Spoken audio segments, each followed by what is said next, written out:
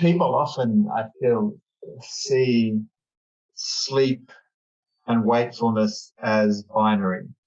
It's an on-off switch. You're either awake One or or the you're other. asleep. Mm. Whereas I see it as a spectrum where you've got at the top end of the spectrum highly awake, alert, or even, panicked, fearful. It's, if you're panicking, you're very awake, very alert. And then there might be stages where you're kind of, bubbly, effervescent, um, then wakeful, then awake but feeling tired or fatigued, and then drowsy, dull. There's a whole spectrum there. And in meditation, you're accessing the lower half or the lower reaches of that spectrum.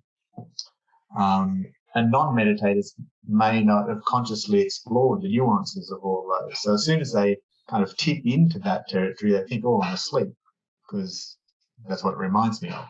But in fact, they're actually, if they can say I was sleepy, then in fact they were awake. Because if they were actually asleep, they wouldn't know. There's a sense of also labeling those stages in the spectrum as good or bad, or maybe uncomfortable or unusual, whatever it could be. And what's coming up for me is just this idea of actually, I think it was Shinzen Young, I'm not sure if you've come across his work before. He's kind of mentioned that there's actually like a beauty in one of those kind of spaces. That's actually like the aim is to be there, or at least when you're there, you hang out there for a little while. Yeah, exactly. And I think, it's interesting.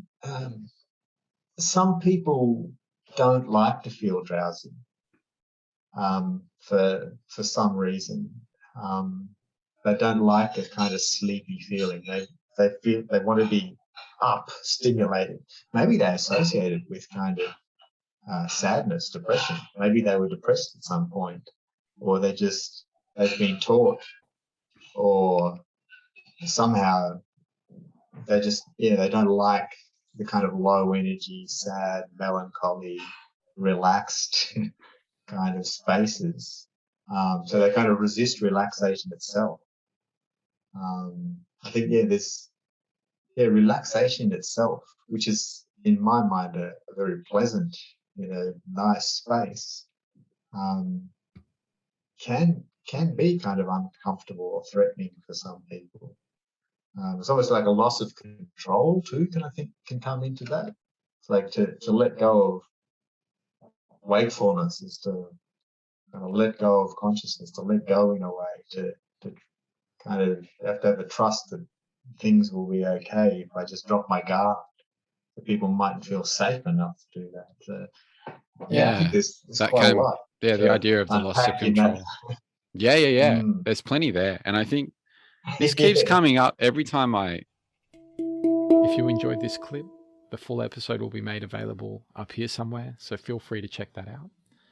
If you're someone that's interested in working one-on-one with me and developing your practice of presence, reflecting on your life at the moment, and calibrating your trajectory, then feel free to head over to todaydreamer.com and get in touch. There's also a full catalog of episodes available on the website, which pretty much are there to help you cultivate the practice of presence so that you can more deeply participate in the blossoming of the emergent world story. So there's episodes on rituals, meditation, different ways you can cultivate presence, find meaning in life, working with psychedelics, and a whole host of other things that, surround spirituality and surround this idea of coming back to this moment right here and right now, and deepening almost like your connection with yourself and with others through intimacy, relational practices. There's a whole host of episodes. Feel free to check it out if you're into that kind of stuff. Anyways, thank you for your attention and for sharing this moment with me in the here and now. And until next time, be well.